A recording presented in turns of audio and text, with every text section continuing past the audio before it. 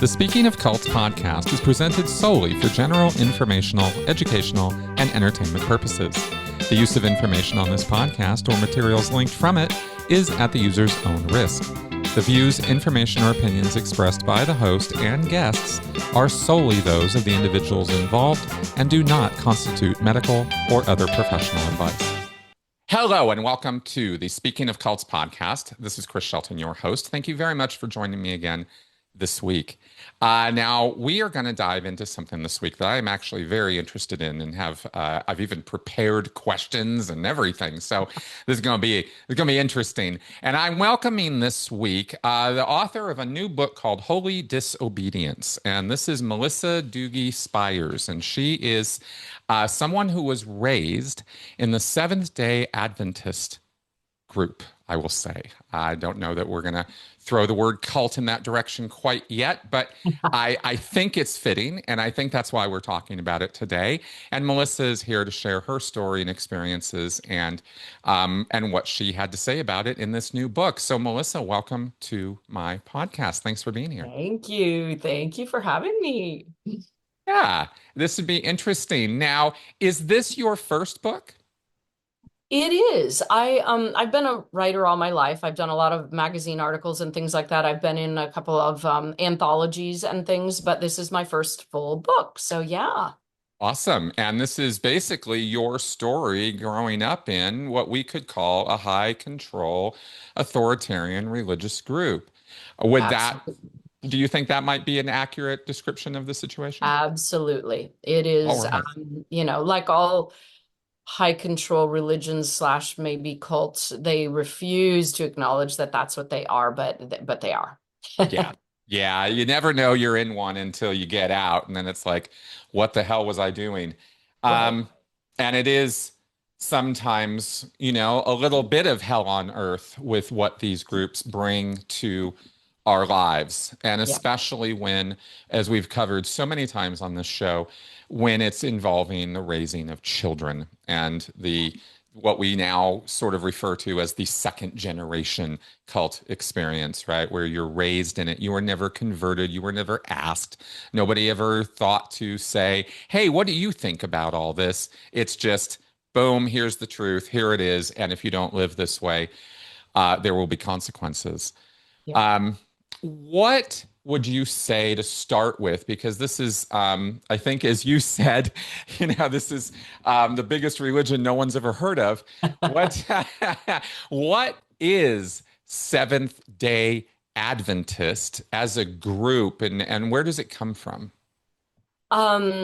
It came from the same Millerite movement. It is at basis, it is a fundamentalist Christian organization. They believe everything in the Bible is absolutely true, every word of it. Oh, all literal truth, literal meaning, Literal truth. Yeah. not metaphorical allegory or something. Right, exactly. And sorry, I'm getting over being sick, so if I have a lot of throat clearing, excuse me. It came out of the same Millerite movement that the JWs and the Mormons came out of in Victorian mid-1800s United States. And the great disappointment when everybody thought Jesus was going to come. And they had a prophet named Ellen G. White, and she was a young girl at the time of the Great Disappointment. I believe that was 1844. And she had been hit in the head with a rock when she was 9, sustained serious brain damage, particularly a traumatic brain frontal lobe injury. She was in a coma for weeks. She had lifelong seizures, lifelong hallucinations. And somewhere shortly after and she also, her family, I guess, worked as hatters. So she worked in the family business. So, Mad Hatter's disease Oh, because of the chemicals they from the use and stuff. chemicals. Right. And so she had a lot of things that made her see alternate realities, but she interpreted that as God. And very young, by the time she was 16, 17 or something, she was driving people were following her as a religious prophet, and she had these visions. And So the Adventist church started out as just one of those little cults, and so many of them died out. But the JWs, the Mormons, and the Adventists just exploded. And now the Adventist church is about 25 million members worldwide, which is larger than the Mormons, if you and the SBC, if you there's a lot of controversy about exactly how, of course, all churches count their numbers because they There kind of is. poof them. Yes. But anyway, an enormous, enormous organization, but extremely secretive. And I wouldn't say secretive, extremely insular. And Right. they're not a compound type of cult. They don't live behind walls or anything, but they have all of their own everything. They're very into education and very into medical everything, which sets them apart from the JWs, for instance. Um, and so they have the fourth largest or fifth largest education system in the world, right behind the Catholics, basically, and the Mormons. And the third or fourth, fifth, somehow those rankings always kind of change a little bit, but a top five anyway. Largest medical care system in the world, Advent Health. Pretty much everybody knows of that, or the Blue Zones. That's part of the Adventist Health at this point. And so Ellen White, the prophet, built it on we are so special because we worship on Saturday. We follow the biblical Saturday. We follow the biblical dietary rules.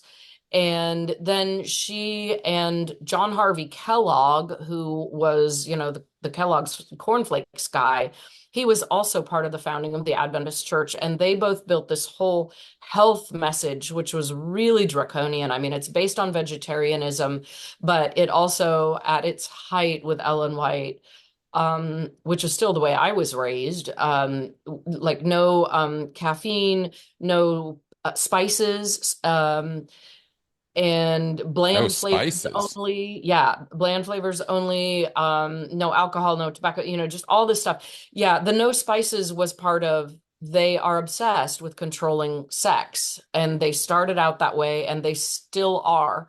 And Kellogg, I don't know if you know anything about his story, but I do, but go ahead and relate it, please, for those who don't, because it's there you a go. little weird. A little weird, and then Yes. some.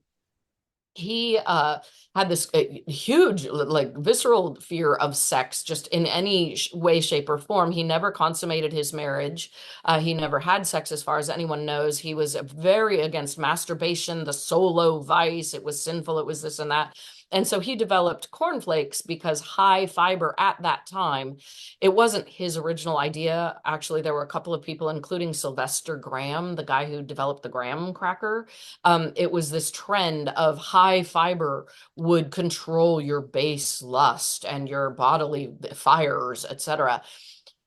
And so he and Wow. Ellen expanded on that with spices of any kind, and anything that stimulated your body basically would stimulate your lust.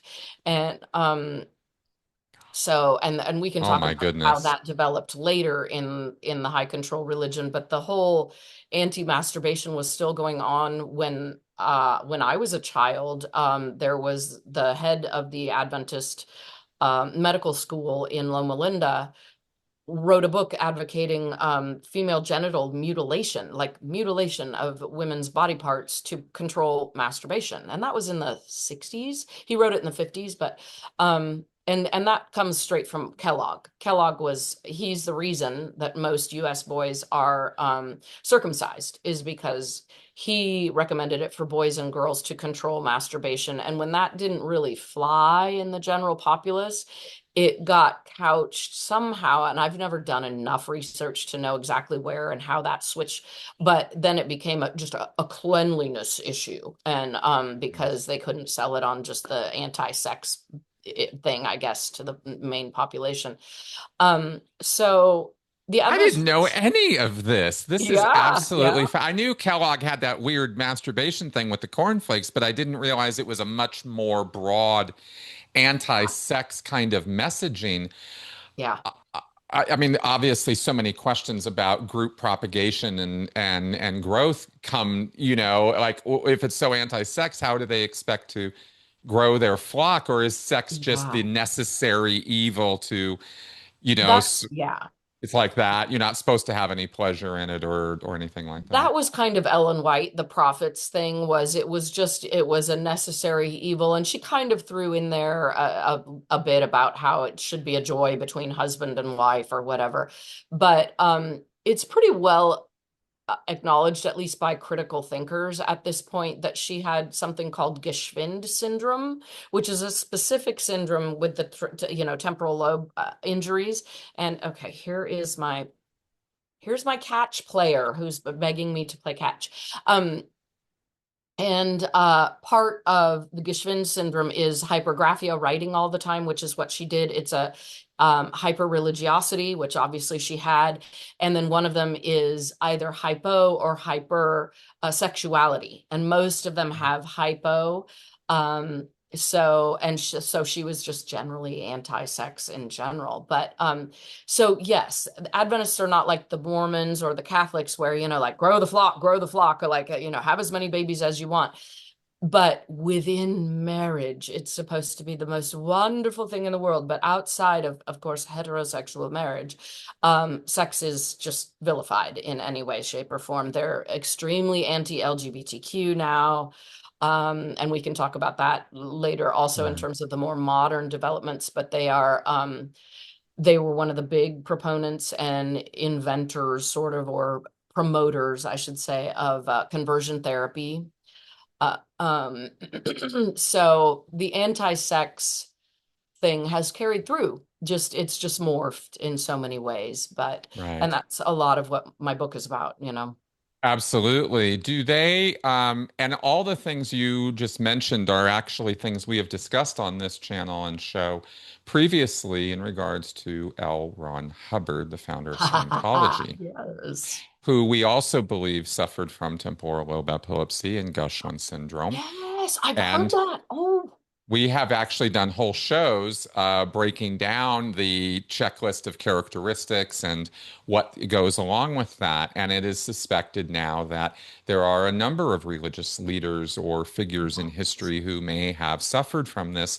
Epilepsy has always been known as the sort of God disease. You can look this up on Wikipedia. It's not me degrading the condition, right, it's how other people have right. misinterpreted and misunderstood the condition over time, because in the 1800s nobody had any idea about brain epilepsy and brain damage necessarily causing that kind of thing. Yes. So the idea that her visions would have been acceptable to people is a much more realistic thing Right, in 1850, not in modern times, of course, right, where we would look at right. this as a very, very different condition.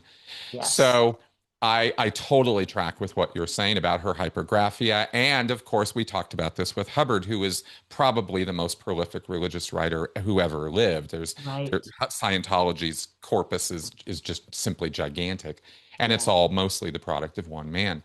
So I'm totally tracking with you on this. Yeah. And it's interesting. I'm curious because Adventism or Seventh-day Adventists have been hiding in plain sight this whole time compared to the JWs or the Mormons who went down different tracks. The Mormons went with the tablets Yep. and that whole lore. And the JWs are very anti-medicine, no Right. blood transfusions, right? People die as a result. But the Adventists have actually started hospitals. That's absolutely fascinating. So we see similar roots, and yet look at the variety of differences that we get over time. Can you speak to more about why they were so different or how they became so different from their, you know, uh, Yeah. brethren, so to speak? Yeah, exactly. I mean, they are all sort of triplets in a way. They're Yeah. Ellen White, I think, was married to one of the second cousins, or no, I mean, Ellen White's cousin was married to one of Joseph Smith's wives or something. Anyway, there's so Wow. many ties between the three of those. Um, but Adventists, of course, so I'm a fourth generation on both sides of my parental tree. So Mm, I um have been our family's been in it so long that I'm not even sure that I know kind of the origin story of I don't know. Um I interpret it as Adventists have always felt incredibly superior. And Mm, I know that comes from my family and the fact that we've been in it for so many generations too. And so I don't know where that's the church and where that's my family at this point. sure. But they do really consider themselves kind of the white collar, the educated, we educate our women, we're into medicine, we believe in advanced degrees. Um, and that's, of course, one Interesting. of their huge missionary tactics is education, like come on in. They go all around the world, like building schools and, hey, we're going to teach you and you can become an Adventist doctor too. And, when you're in a very destitute situation, that sounds really great. I mean, that's how they scored my great grandmother. She was a single mother. She'd been widowed and she had 5 children to raise, and they were smart kids, and the Adventist church just swooped in and said, like, hey, we can educate them, and the boys became doctors. And that then from there on, it was a great chance for the church to take, because now how many generations of rich doctors have they had, Well, that's a really good point, actually, because like the Jesuits, right? Education Mhm. is a real step up, and you can't be positioned as some stodge, staid, conservative, in the caves kind of cult if you're building schools. I mean, but of course, there's the question of, well, what are they teaching in those schools, Right. which we can, of course, talk about. But just the fact of these progressive sort of or sounding values is something that certainly sets them apart It from, say, does. the Mormons or the JWs who Right. are not big on education. Well, I should say the Mormons, of course, have their own universities now, but back in the day, they weren't Back necessarily in the that way. day. Well, and it's interesting because it's now coming around in the United States and Western Europe, particularly Canada, Australia.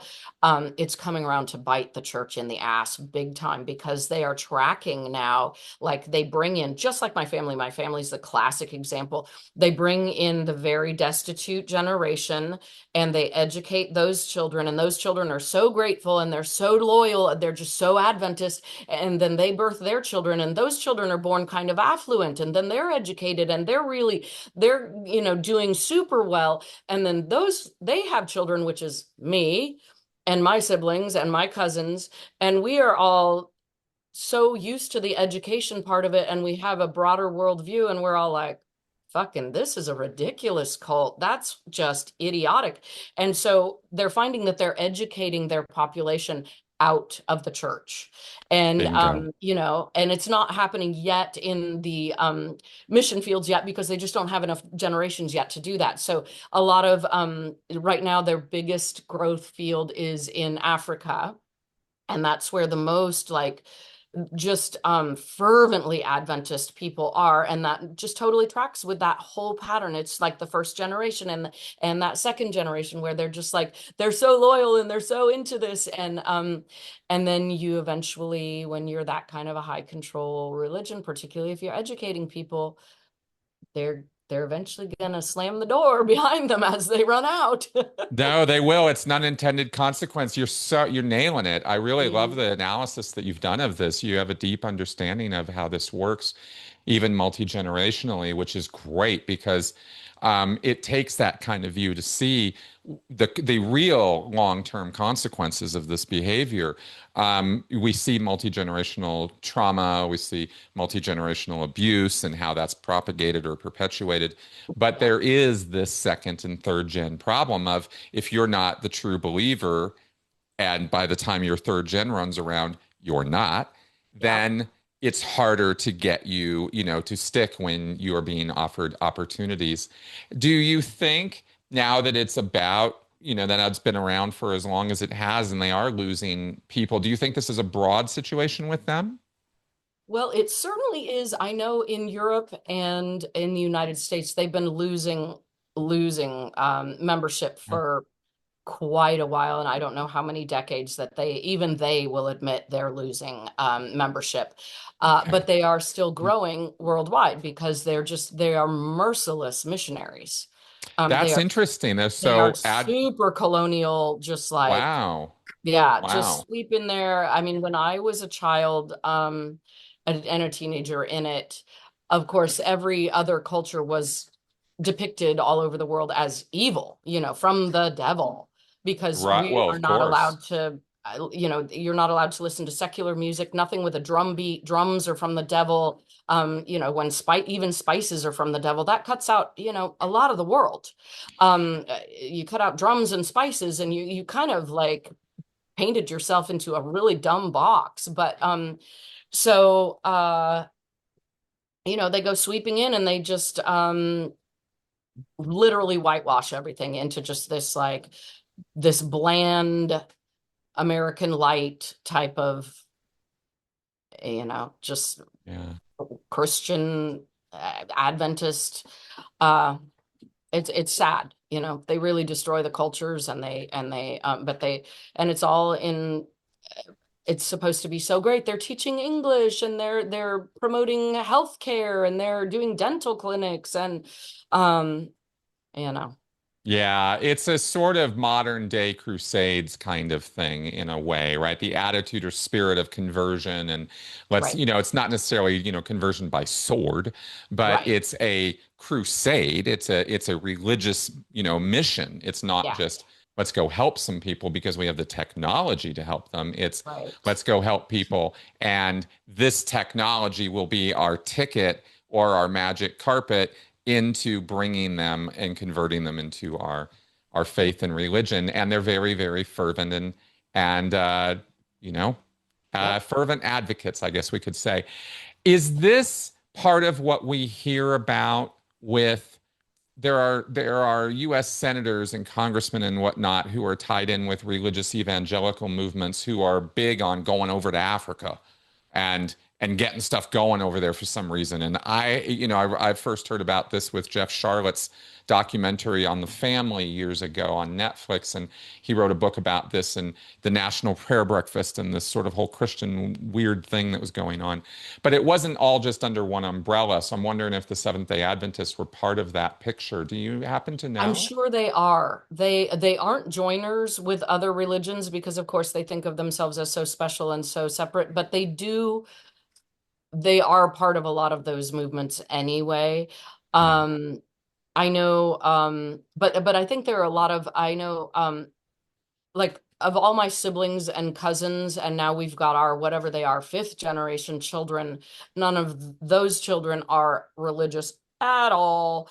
My kids can't even tell you what Easter is about, but which I'm just so proud of. But exactly, right. But I do have one relative who's about 18, one of the kids from our, and she is a born again Christian, of that whole generation. She's the one, and she is going to Africa with her groups. I think she's on her second or third trip now, and she's not Adventist. She's some other evangelical thing. So I think there are several. I know the Mormons do it too. Oh yeah.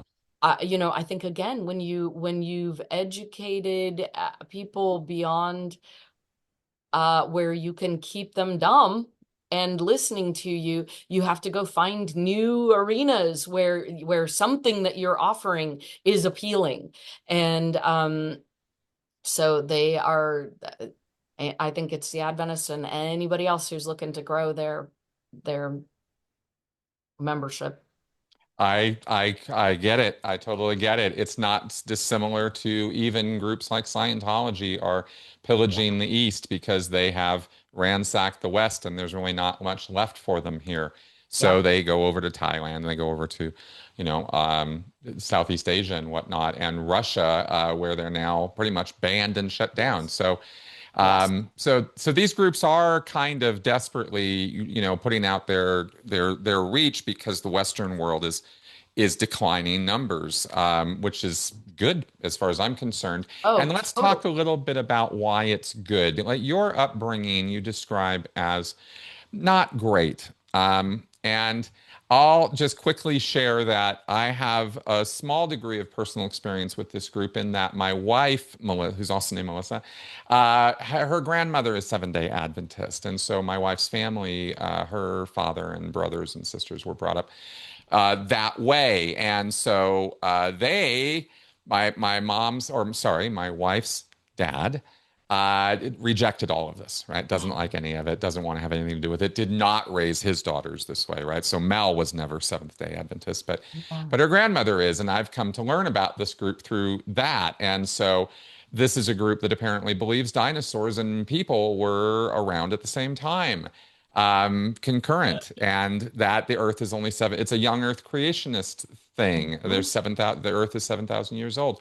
Are these, this is what my grandmother believes. Is this what you were raised with as well? Yes, absolutely. That is what Wow. I was raised with.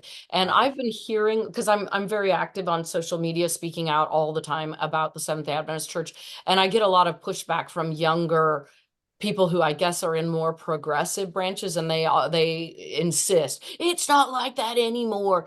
But then I always hear from kids who are in Adventist boarding schools right now who say, "Oh yeah, it is. We're still being taught that." So, um, it to an extent, I think the leadership and the main belief system is still that. And there are progressive pockets that are going beyond. But yes, we were raised, it was the earth was 6,000 years old. And that some people, I guess, were raised that dinosaurs didn't exist at all. I never heard that. Oh, We were raised that dinosaurs and people existed. Everybody existed kind of on the same plane until the flood. And then right. the flood. And yeah, let me think of what other weird things we were raised with. Obviously, certainly no evolution and of any sort. Yeah. Which really rubs raw against this idea that they're building schools and are big pro education when, scientific theory of the last literally 200 years is just being like, ignored. That's Uh, it. right? I mean, I went to one of the best, I believe it was acknowledged at the time, one of the best Adventist academies for high school. And still, I mean, our science classes were basic biology and basic chemistry, and that was it. We didn't do anything else. And I talk a little bit in the book about how, I went there and I was so excited because I was a scholar. I really, that's all I ever wanted to be, was an academic and a scholar in my life. And um and it was so disappointing that we did have literature, but we weren't allowed to read most books. There was no Catcher in the Rye. There was no, we weren't allowed to study the classics because the Greeks were gay and they encouraged critical thinking. And yeah, and so it was a very constrained, we read Charles Dickens and Nathaniel Hawthorne, and that was about it. Some Shakespeare. And so, and we had history, but it was and we had religion, which didn't teach us anything about any religions except for 4 years every single day of Adventist stuff. And a little bit about how the Catholics were evil. And they're really fixated on the Catholics. They think they have bear the mark of the beast from Daniel or Revelation Oh, or what. really? Oh, I Yeah. didn't realize they were so anti-Catholic. Yeah, that I think comes from Ellen White, of course. And it's so funny because the Catholics don't know they exist and don't care, but the Adventists think that the Catholics are their big like arch enemy. It's like That's exactly like Scientology and psychiatry. oh yeah, Adventists don't believe in psychiatry either. Yeah. Oh, really? They have a big thing and no psychiatry. Well, they used to, but of course their medical school teaches psychiatry. So I'm not sure what I've never gone deep enough into that, but I think it's what they really don't believe in is psychology. Like they believe in the psychiatry of like people do have diagnosable, medicatable, like, yes, okay, we can agree that some people are schizophrenic. But as far as psychology and like, oh, you might have trauma because you were raised thinking the world was going to end and you're scared to sleep at night. Oh, no, no, no, no. There's no such thing that, no, no. You just need to pray harder. Um, Right. you In know. other words, the religion itself could never be the cause of some kind of mental discomfort or problem or Right, issue. right. Or just Right. any kind of personal. thing that wasn't a really classifiable, seriously medical, mental thing. I Got think it. they'll admit that that is valid, but then again, they also, at least up until when I was in the church, they believed being gay was a classifiable mental illness. So, Exactly. Exactly. It's interesting. You said to obey was the only freedom I knew. Mhm. That's a harsh, hard statement, you know. Growing up in a situation like that. And I've spoken with many people who have in different, cults and religions. Was your experience, as you've obviously spent a lot of time studying and researching, figuring out what this group's about, was your experience common and ordinary, or was your experience an outlier? I think ours may have been a bit extreme because of the family dynamics that we had going on. And so my mother she was so terrified that something was going to happen to us girls, that she exerted extraordinary control over absolutely everything because she had no skills and no experience and no anything with which to do anything else more constructive. So all she could do was just keep us under her thumb to make sure we were safe. But that said, um, it was pretty much a shared experience of all of us. Like our academy was extraordinarily controlling. Marriage and family classes about purity culture and our the way we dressed, what we listened to, what we read, what we did for social activities, everything was micromanaged by not only our parents but the church. So Okay. I do think that control, and there was never ever any ability to challenge or to ask or to no not even any lip service given to the fact that critical thinking might be a great thing and to question anything might be a great thing. It was handed down from Ellen White onward was you are to have no will of your own. You are to obey and submit, and that is especially for women, but even for the boys, that is your sole reason to exist. Yes, yes. We see this in various flavors in evangelical groups around the United States. Yeah. And this is where the Adventists fall into line with that. With it, am I right in thinking, and you mentioned purity culture, so this is very much how long are the shirt sleeves or the sleeves on your outfits? How long does the hem go down on your skirts? Because you're not wearing pants. Right. And how as it buttoned up to the collar is, in other words, girls are blamed for attracting the attention of boys and men. If those boys and men have attention on those girls in any kind of sexual or any kind of, inappropriate way, it's pretty much the girl's fault. Is Right. that the case in this environment? Yes, absolutely. And of course our looks control was also the boys. The boys were not allowed to have hair below their earlobes because you couldn't look like a girl because of course that was wrong. And we weren't allowed to wear jeans because jeans I went to high school in the mid to late 80s, but I think jeans were still associated with like the hippies and the 70s and rebellion, and that was bad. And so, but we were allowed to wear pants. Oh, But yes, it was, the ooh, so, length so of your, progressive. I know, right? So progressive. But never to church. Of course, you couldn't wear pants to church. But, Right. um, but yeah, the length of our skirts were measured, the depth of our, the cut of our shirts. You weren't allowed to wear sleeveless shirts, either boys or girls.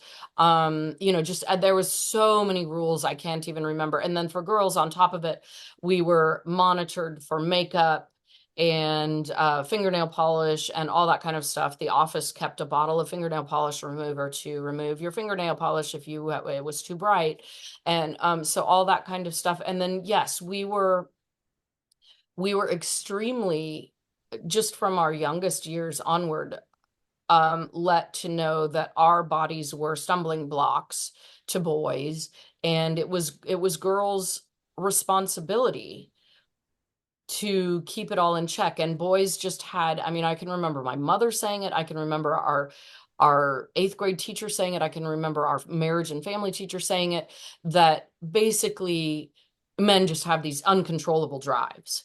And girls apparently have none. I don't know. Nobody ever discussed our drives, but it was just that we were in charge of controlling the whole thing, but do it in a nice way. Don't give offense. Okay. So, wow. So you kind of have to work around and talk around the male temperament, and yet these rules are absolute, and it's your fault if the Right. boy Right. does something untoward, inappropriate, or even assaults you. Well, that's on you Yep. because Yep. clearly you were inviting it or somehow indicating that you Yeah. were asking for it. Is that the Yep. attitude? Absolutely. Jesus, I hate this Absolutely. stuff. I just cannot I even know. begin to.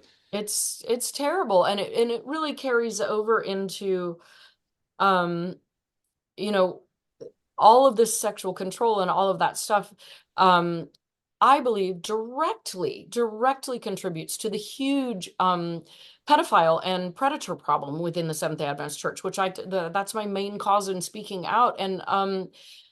And even then, I can't tell you how many times I have heard that the kid was blamed, and usually, especially if it's a girl, that oh, she was tempting him. That's it. She was 10, like what the hell? And Yeah. that stuff just makes me so angry. I can hardly even see straight. But it's amazing how much, and women will say that. The women in the church will just sell those little girls right under the bus. Yeah, it's horrifying. In fact, you mentioned in the marriage and family classes, and we're definitely going to circle back to those pedophiles. Um, but you mentioned in these family and marriage classes that they would use metaphors like old grimy shirts to talk about girls who had had sex, Yep. like they're impure. This purity culture. I mean, this is literal. Yeah. You're Yeah. impure. There's something grossly dirty and horrible about you Yep. if you don't toe the line, right? Yeah. Oh gosh. Yeah. The shirt one always really got me because they were so descriptive and so visceral about it. Like dirty and stretched out and sweated in. And, they would go on and on. And it's just like, oh my God, and I had never had anything close to sex. I hadn't even kissed anybody by that point, but I could see what they were trying to like embed in all of our minds and just how gross and wrong that was. And, but there were all kinds of ones. There was the rose that gets a petal ripped off every time you have any kind of contact with sexual contact with a guy, or there's the licked cupcake, and they would pass around literally like chocolate bars that had been slobbered on and chewed a part of, or a cupcake that had been licked half the frosting off, and be like, does anybody want to eat this? Well, that's what you are, girls, if you've had sex. Like it was just always this stuff. The making of a salad, I remember one time where and they just threw a little bit of dog shit in there, and they mixed it all up, and they said, okay, who wants to eat this? And everybody was like, nobody wants to eat it. And they were like, see, that's just a little bit of impurity. If you once slip up and you have, just had sex with your old boyfriend, it still affects your salad today that nobody wants to eat, or what. I mean, it's just like, oh my God. And um this comes from this concept of biblical marriage or purity, like a biblical, like a marriage is somehow the gateway to none of this applying. Because in right. marriage, you're going to have sex a lot, I at know, like right? many, many times, and you're going to be a licked cupcake, right? You're going to be a dirty salad. because it's going to happen between you and your husband 100, 1,000 Right, times, right? right. So that just doesn't, that's okay. Your husband can have all the licked cupcakes he wants. Like, what Well, is like, this thinking, you know? exactly. I mean, it just so fundamentally doesn't make sense. But I've heard now a lot because I got out at 18 and I, had sex in a spectacular way before I left. And so I went on a totally different track. But now that I've come back and I've discussed with a lot of people, so there was this whole subset of people, not only Adventist, but I've heard this from Mormons and others who were raised in severe purity culture. Most of them didn't do what I did. They got married at 19 so that they could have sex. Exactly. So they Yep. did that. And then a lot of them say that even then, it had been so drilled into their head that it was bad and dirty and the licked cupcake and the this and that, that one or both of them just simply couldn't function. They couldn't get over the guilt. They couldn't get over the this is dirty, this is wrong. And so even once it was supposedly okay, you can't just ditch that programming. That's right. I, I That's don't right. I don't understand. I mean, I don't understand what their long game is with playing that. I don't know. It's so awful. It's so abusive. I mean, it is truly such abuse to raise children that way. Well, no, it's horrifying. It's absolutely, I Yeah, agree with you completely. And I want to throw in that it's entirely possible to think about this for a minute. It's entirely possible that there is no long game. that's true. When, That's right? When yeah, you're dealing with somebody like an Ellen G. White, who is yeah, mentally impaired, physiologically damaged, right? yes, Brain damaged. right. Um, and whatever else she had going on. And then you pile on, Kellogg with his phobia, like fear, full on phobic Full responses on. to, Yeah, yeah, to healthy sexual urges. yeah, Um, then you have this recipe for non-reproductive disaster, right? And then what we're gonna do is, well, we have to have reproduction because we have to keep the species going. I'm sure Ellen and Kellogg would have agreed to that. So they go, well, we're gonna make the road, we're gonna define the channel so narrowly yeah. with these rules, right? That it's this one very, very awful kind of track down the road to the Yep. future. And that's about as much future think as there is. And that's why they sort of stumble, bumble along with these conflicting ideas of, well, education is good, but not if it gets in the way of, this Yep. purity route and this kind of thing. And so you Yep. get this kind of weird collection of what are called double binds. Just kind of wondering what's the experience of children having to navigate conflicting rule sets and navigate a world which is very sexually open at this Yeah. point Yeah. and very much not 1850. Right. And yet we have to navigate this sort of bubble world of 1850 values being like sledgehammered into a Yeah. modern society. And so the kids, I imagine, as this progresses, are just stuck with more and more conflict. And Yeah. I'm curious what your experience and what you've seen of others of those conflicts. Yeah. Okay. It's interesting back, of course, when I was in it, we didn't really we didn't see much of the outside world. So we didn't Mm. have that much conflict because at least myself and the people raised like me, like we didn't have a television, we weren't Oh, allowed no to. TV. Yeah, Oh, no wow. television, Yeah. no Okay. movies. We weren't allowed to go to movies. You weren't allowed to read most novels, etc. Certainly not anything like racy and so until I discovered magazines, in my sophomore freshman year, I didn't know there was anything other than what we were being told. And then all the way through high school. I really never believed what they were telling us, but I knew I had to play by the rules because that was my only way out would be to just play by the rules and skip town. And I have learned way since then that most of the kids uh, that were my age were actually experimenting. They were having sex, they were drinking, they were doing stuff, they were kind of having little rebellions. I didn't until I was, 1 foot out the door. So I think people dealt with the disconnect and the double layer of rules in different ways. But truly, we were in a pretty impermeable bubble back then because there was no social media. We didn't have any other media either. Now I really wonder how they control that, because every kid has a cell phone and every kid is so exposed to, I mean, even commercials on television or on TikTok or whatever are wildly sexual, and that we didn't have right before us back then. So I do wonder how they're trying to keep the lid on it now. Oh, it must be a real challenge for them. And It as you must say, be. they're It losing. makes me laugh. Yeah, I know, right? So you also had the unique experience of being raised by a father who was a doctor and also a religious figure. Can you talk about that? Because that kind of puts you under a more authority figure maybe than other people who were running around experimenting might have experienced. Yeah. What was it like for you guys? Yeah. Dad had been a youth pastor when we were little kids, and then he went to the Adventist Loma Linda Medical School. And so most of my lifetime, he was a doctor. And then he retired when I was about 30, and he went back to preaching. And then he got removed from that. And we can talk about that at the end if we have time. But so he did both. And so he was kind of like an Adventist unicorn. He had both of the really cool professional things to do as an Adventist, right? He was a pastor and he was a doctor.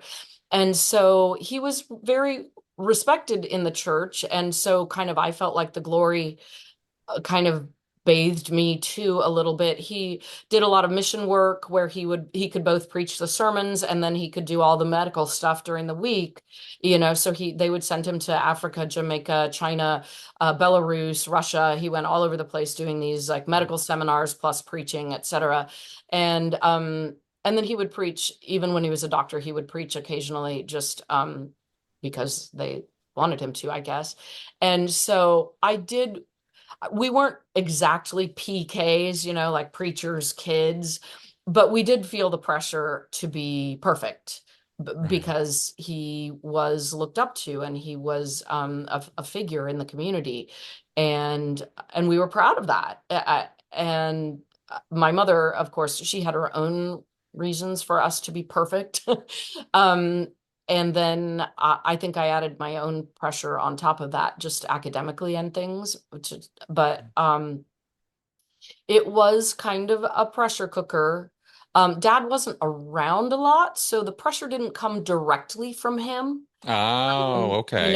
It was an Okay. interesting, the only pressure that we really had from him was enforced worship, family worship every single night. And that had to be done whether you were on your deathbed or whatever.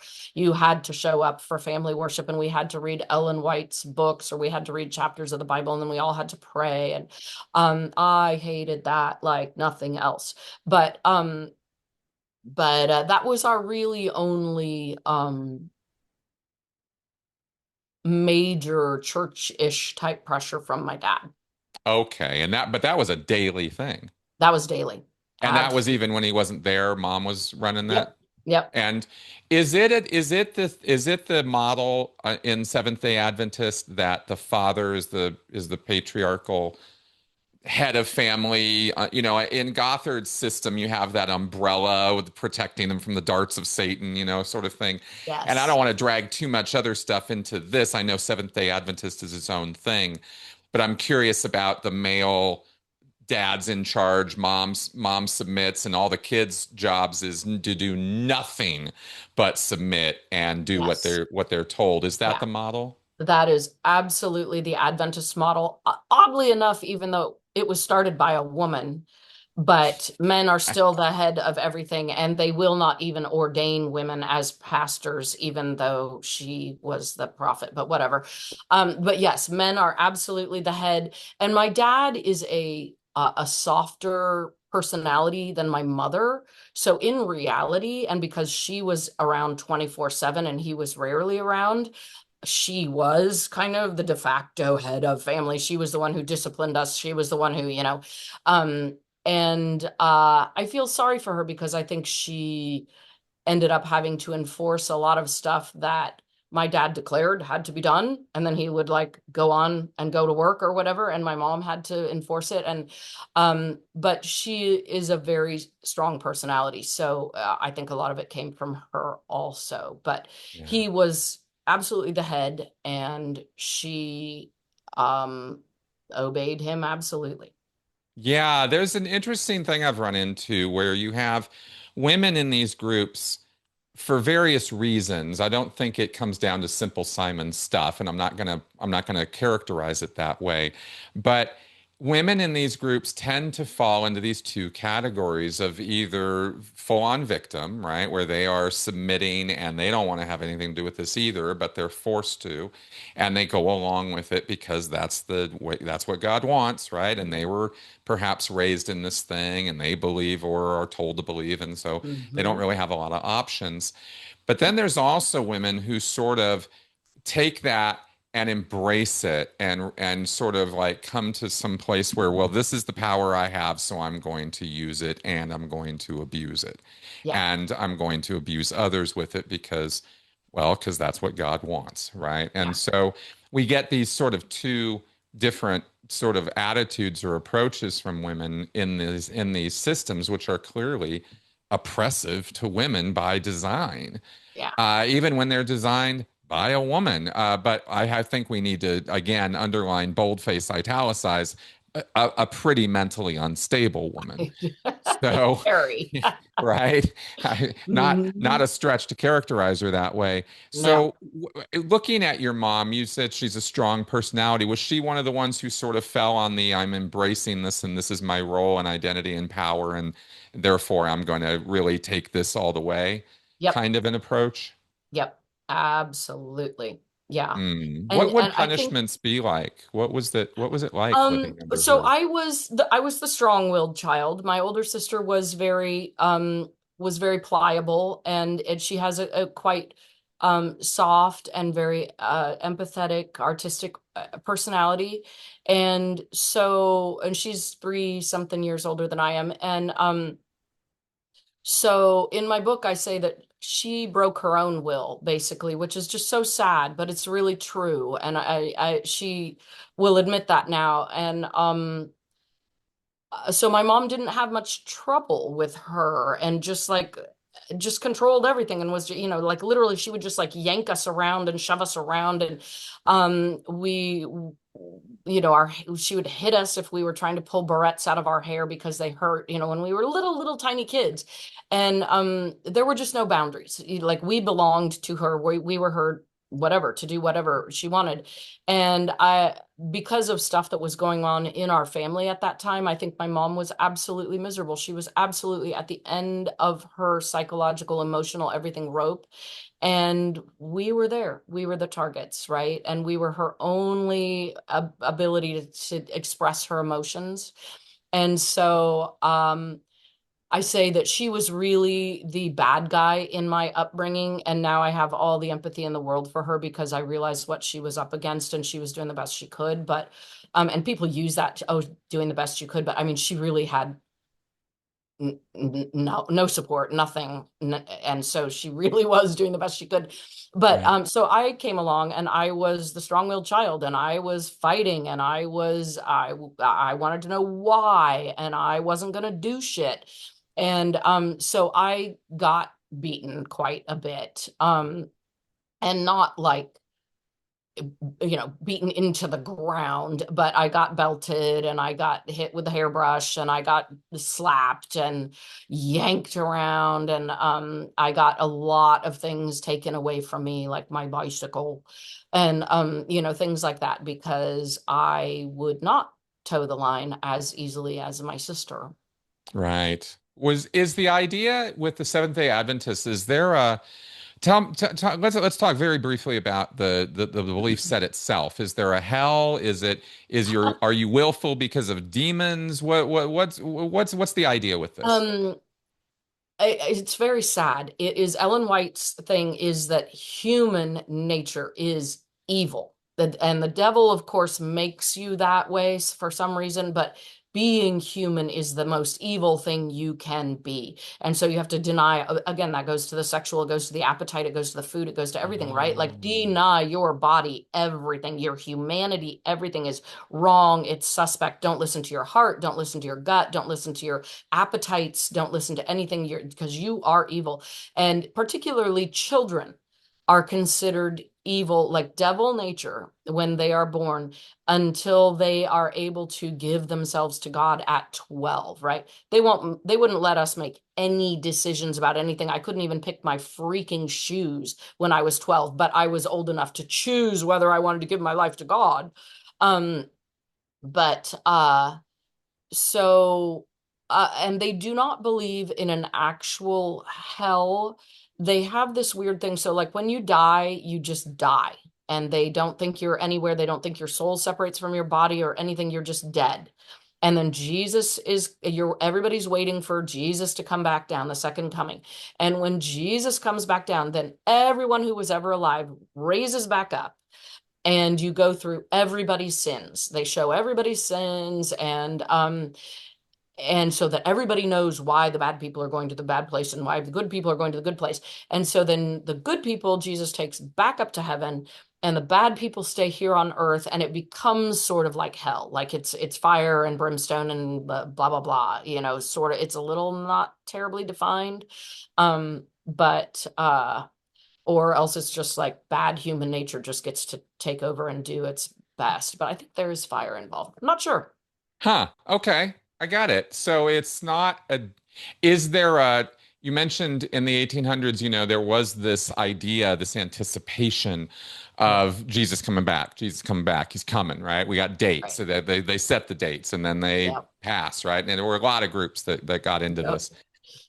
There were even, these sort of apocalyptic doomsday sort of things, right? Which we're Ah, seeing right now play out in the United States, right now, because right that's a now. very common evangelical thing, is they want to Mhm. somehow um, cause Armageddon so that Right. Jesus will come. I mean, this is a strain of Christian nationalism.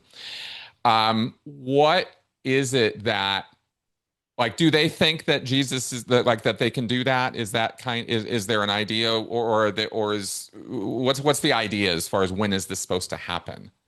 Oh, it's any moment. Like Oh, okay, any we moment. were all Any moment. raised, Jesus is going to come any moment. So a lot of people, the really, really ardent ones, don't save for retirement. They don't, they think Jesus is coming in their lifetime. And before that happens, all the Adventists will be persecuted for worshiping on the Sabbath, and the Catholics and the government will band together, and everybody will have to run to the hills. And so we would have rehearsals and practices of like, we're all going to have to run to the hills and live by ourselves while everyone's hunting us. And so Wow, yeah. I didn't know about all this. This Yeah, is quite a it's an end story. times cult. I mean, it literally is an end times It cult. is an end times. Mhm. Okay, yeah, Yeah, got it. Okay, good, got it. Because that brings a whole other set of right. nonsense and characteristics with it, right? Like, as you Yeah, mentioned, people don't do savings. People are yeah. anticipating it's going to happen any moment, and it's definitely going to happen within their very special little lifetime because, of Yep. course, 2,000 years of it not happening, they were just schleps and schlumps, right? It's definitely going to happen to me. Right, It's exactly. coming. Yeah, Yep. And because Ellen Jesus, he White loves me. predicted it several times, and it didn't happen, obviously. And so she had to revise her whatever. I mean, it's just such a crock of shit. Oh, it's endless. It's an endless parade of that. And this is, of course, why we know from Festinger's studies on cognitive dissonance, it was studying this exact phenomenon in the 50s of the doomsday cult and the date coming and people continuing to believe. And you Yeah. sit there as an outsider going, you're a moron. How could you continue to think this? But they're not morons. These are very smart people, but they Yeah. are so emotionally invested in and Yeah. morally invested in this thing Yep. that they can rationalize anything. Yep. It's really something to behold watching people do this. It really is, isn't it? Truly. It's bad. But in terms of ultimate destructive consequences. The Seventh-day Adventists are not a group that are running around radicalized and killing people, but you did mention, and this is a persistent problem in many of these groups, pedophilia, right? The Yes. sexual assault of children, the sexual assault of women, as a habitual, normal course of activity, because these men feel so empowered, Yeah. or are taught so, stringently that whatever they want is what God wants, what Jesus wants, and so therefore take Yep. whatever you want, kind of thing. Um, that's one way this happens. Do you want to talk about how this happens in Seventh-day Adventists, and how big is this problem? Um, it is huge. I started speaking out about it online about 4 or 5 years ago, and I I spoke out about it because it affected me personally, and then I um just people just my DMs just started exploding, comments on videos, just everything. And so I started tracking lists, and I started looking up online adjudicated cases, and I it just snowballed into this enormous, and I was just like, holy smoke. Now I get probably 2 or 3 people a week saying, have you looked at this person? Did you hear about that one? Did you do this and that? And it's huge, and we just in January of this year ended up getting a mass tort lawsuit going to represent the victims of this, which is just fantastic. Oh, And good. I was able to, for a while, I didn't know why I was keeping all these lists and making all this research. I just felt like someone needed to be witness to it all. And that was really useful because I was able to turn those over to the law firm, and to show the pattern of everything. And the real tragedy of it, which I know Adventists are not alone in this, is the way that they handle the cases. And they, more often than not, pressure, plead, ask, convince, coerce, whatever, people, anyone who knows, the victim, etc., not to go to the authorities. Don't do that. It'll be terrible for the victim. It'll go public. The poor child will have to be under scrutiny. Let us handle it. We'll deal. We'll defend you. No tolerance. All the words, they throw them all out there. And they often get people to sign NDAs. And then more often than not, they just move the perpetrator. And there's often a lot of shame that goes along with the victim. But the perpetrator gets moved over and over and over again. Right now, there's a case that's kind of just got splashed across the news. A guy who was a principal at an Adventist academy is being extradited to Canada for abuse that he did at an Adventist academy in Canada 30 years ago, 30 plus years ago. And he was moved to, at least, as far as I know, 6 different Adventist academies over Canada and the United States in that intervening 30 years. And they all claim the same thing: the conferences, the schools, the Adventist administration. We didn't know. We didn't know. But Yeah. you know, that's not the way insular groups work. We all know everything about everybody. It's so Oh, ridiculous. exactly. It's such lies. They're It's just, such lies. yeah. You Um, can't have somebody moved 6 times and nobody right? knew what was going on. That's What it. what is the structure at the top? In short version, is there a centralized command issuing Yes. dogma, or how does this work? Yeah, there's something called the General Conference, and it's based in Washington, D.C., and it kind of lords over a million different sub-conferences and then divisions among those conferences, and um, all over the world.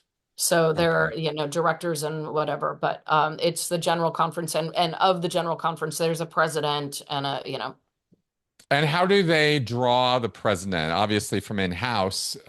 Is it just one guy who just kind of dedicatedly moves up the ranks? So, like I was surprised to find that the Mormons have such a structured system that if you have designs of power as an individual in the Mormon Church, good luck getting to the yeah, prophet level, right? There's so yeah, many hoops you have to jump through that it really is. and they know like who the next 15 guys are going to be because they're all Yeah. lined up there, right? Is it Yeah. how is it for the Seventh Days? I'm not quite sure because I try not to spend much time looking at Okay. that kind of stuff. But, Sure. but as far as I know, it is a more democratic process. I remember there was a big upset. They have a general conference meeting where everybody from the world conferences, whatever, come every 4 years, I think.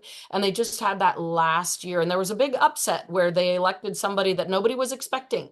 And so it is voted on by all of the sub whatevers to some Okay. extent. And so Okay. it is much, it's not a known quantity. There Got it. are obviously the favorites and the people that people know are generally in the running. But it's not a wow, from 20 years on upward, that you're eventually on that path thing. I don't think. Right. Right. A little bit more subject to chance and vote. Right. So it could be so you could have a saint or you could have a sinner end up taking charge, right? Kind of thing. Exactly. As far as the attitude they bring or what Yeah. what they bring to the office.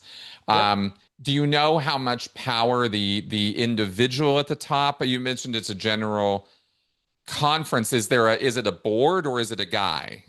Um, they do have a um, they do have a board of the top conference people, I believe. Again, I know there is one president and he is the grand poobah. Okay, Um, so it does come down to the decision making of one man. I think so. And I'm not sure how much absolute power he has or if he just rubber stamps and basically everything major has to be decided by the underlings in concert. Right. But I know he does have um quite a bit of power just in terms of what he says, like when he preaches or when he makes a speech. That is given a lot of weight. Yeah, tracking on that. So organizationally, then, this is an outfit that, like the Catholic Church, is keeping records, tracking their people, Yeah. moving them around. For an organization that hates the Catholics, it's interesting that they act just like them. Um, Yes. you know? Funny that. Yeah, funny that. Exactly. Well, okay. Um, now okay, so that problem exists, Yeah. and now it's becoming a known problem, and it's Right. a big problem in this group. Yeah. So they kind of have their own spotlight moment coming, or needs to have their spotlight moment, I suppose. And that's the kind of thing you and other survivors are working on now, yeah? Yep.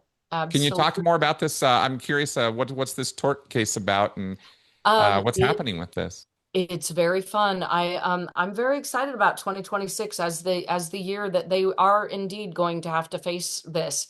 So my book obviously is coming out in March, and in it I talk about I'm not a survivor of abuse myself, but my father was a serial child predator, and I found that out in middle age, and I befriended one of his victims, and she was the Mm, one who inspired me to look at the problem as a systemic church thing. I went to her being like, how could my father be this person? I don't understand. Can you help me? And she was like, let me blow your mind further. Like, it's huge. It's all over the church, you know? And yeah. so uh so I'm hoping my book will push that forward. This mass tort lawsuit is it's from a personal injury firm that has done a lot of work against the Catholic Church as well. They're a Chicago-based firm called Pintus and Mullins, and I didn't know anything about mass tort lawsuits, Hmm. but totally different than a class action lawsuit. Mm. It Oh, is, could you explain? Because maybe I yeah, misunderstood. Yeah, what's the yeah. difference? It is, they take individual cases. So it's not just everybody needs to join this one lawsuit and you have an expiration date when you have to join or else you're screwed.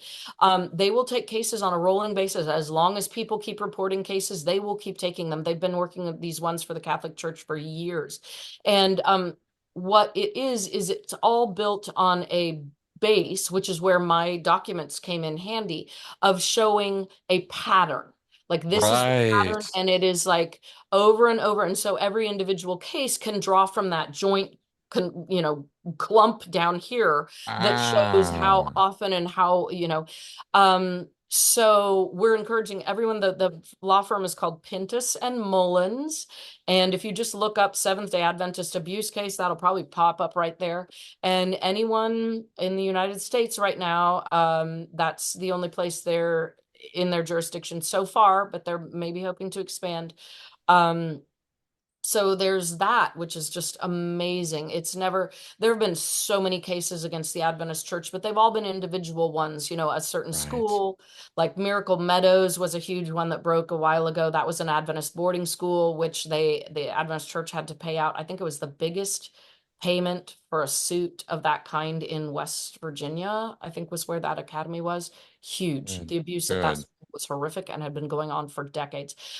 So there are lots and lots of individual lawsuits against the Adventist Church all the time for this stuff, but this is the first one that's just really gonna roll on with the victims as long as people can do it. So that's amazing.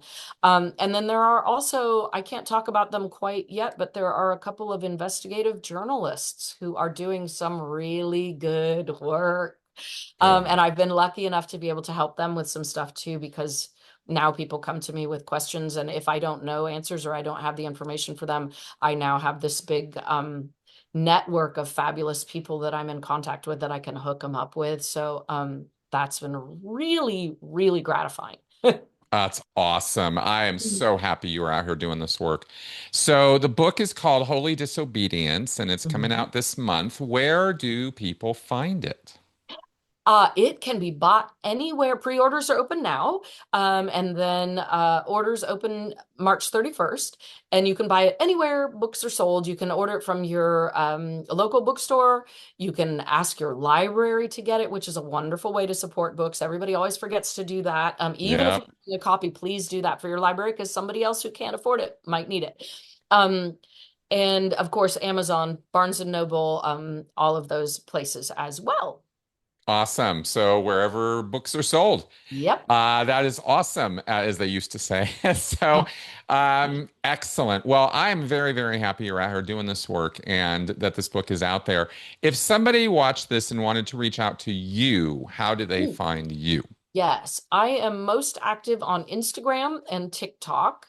And you can Google me by my name, Melissa Duge Spiers, but probably you just want to use my handles, which is The Glory Hole. And you want to make sure that hole is spelled WHOLE. Because if you don't put that W on there, you're going to end up in a whole other space that you don't want to be You, in. yeah, that is So, correct. Yes, let's not do that. so the glory hole, as in the whole enchilada. And that's Instagram and TikTok. And so then my DMs are there. I also have an email if people want to get a hold of me. It's the glory hole memoir at Gmail. And I am on Substack, where I put a lot of different stuff that I don't even do on social media. So Substack is just Melissa Duge Spiers, and you get all my bits and pieces there, all my thoughts. Awesome. Awesome. All right. Well, I want to thank you for again taking the time today to let us Absolutely. know about this stuff and how it all kind of affected your life and how it's affecting so many millions of other people's lives. This is a kind of one of those elephants in the room kind of things because the Seventh-day Adventists are not doing, volcano commercials or standing on street corners, but yet they are out there proselytizing, and we need to know about them. And they are harboring sexual predators, and apparently in high numbers. And this is a very big problem that is kind of really blowing up right now. And frankly, I'm glad. Ever since Me Too, this is just this one into the next of exposing this sort of really gross religious underbelly in the United States Yeah. of enabling sexual predation against children is got to stop. We've Yeah. got to stop this. And so I'm again happy that you're out there doing that work. So thanks again. Thank you so much for having me. This has been fun. Yay! All right, folks out there. So you got all the contact data for Melissa. And of course, if you enjoy this show and you're getting something out of this, then of course consider sponsoring or rather supporting this show through Patreon, etc. All right, I will see you guys next week. Bye bye.